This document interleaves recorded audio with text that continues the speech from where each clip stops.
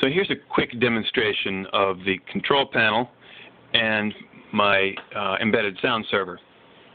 On this Raspberry Pi, there's running a copy of the MPD Music Player Daemon program using music stored on this hard drive here, which I can then control through this control panel here.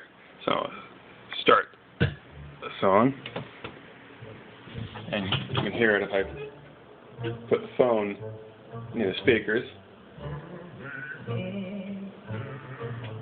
Lovely. I can change the volume using this knob here, up and down. I can mute the device. I can pause the song,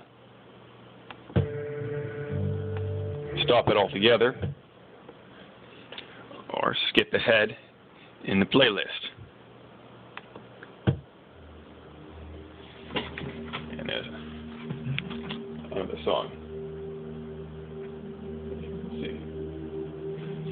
The device is a pulse audio server as well, so I can stream music or actually sound of any kind from my desktop. This is not the Raspberry Pi.